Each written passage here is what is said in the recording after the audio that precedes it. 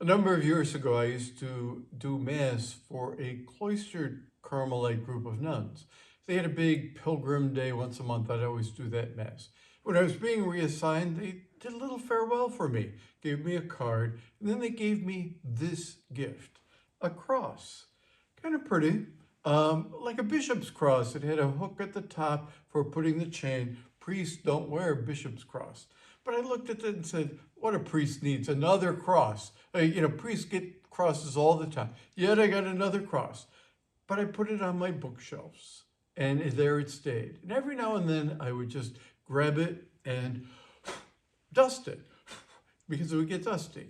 One time when I did that, I noticed the top where the chain goes rotated. So I said, well, this is different.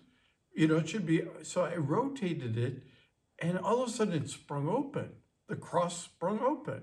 I said, ooh, it's got a secret compartment. This is cool. So I opened it, and inside there's another cross. So I looked at that, and I pulled that cross out. And I now have two crosses, the ornate exterior cross and the simple interior cross. But I noticed that it has writing, very tiny writing.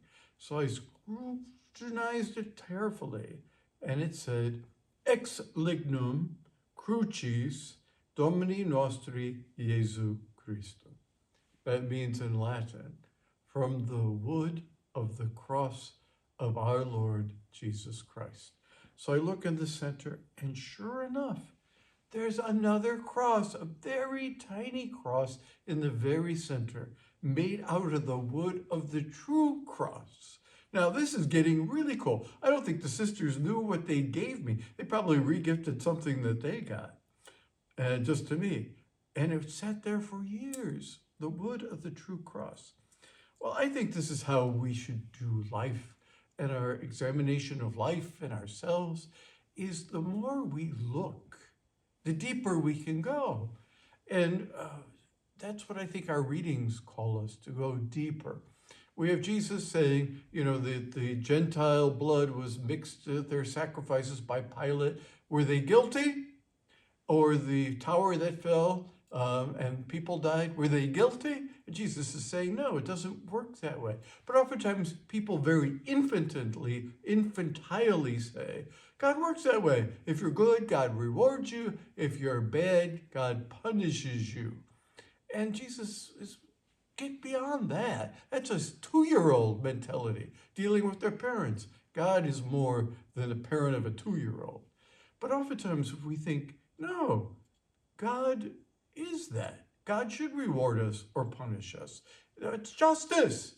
And if God is not just, and it's like, that's not God. And it feels like God is, what is God? God is nothing. God is dead. John of the Cross says that when we realize or we feel that our image of God is incomplete or lacking or infantile, and we throw it away, it's as if God died.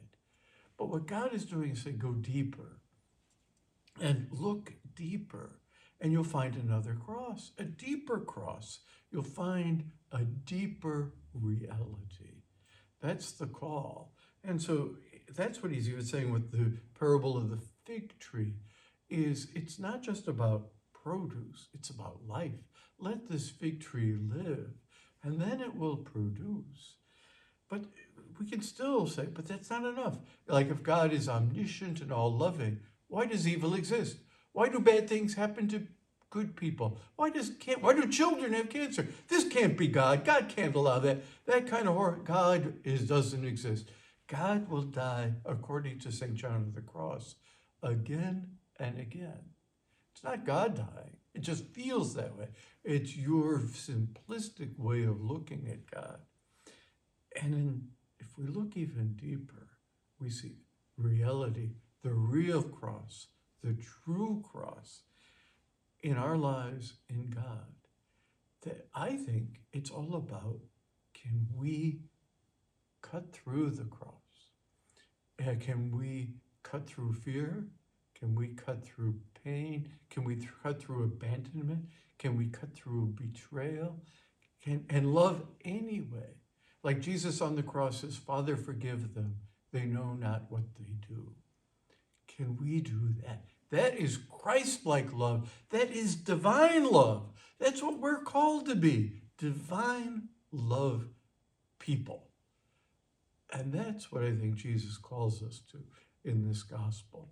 Not infantile images of God or infantile images of why evil exists, but a deep, rich knowing that God can even turn, as St. Paul says, to the good for those who love him.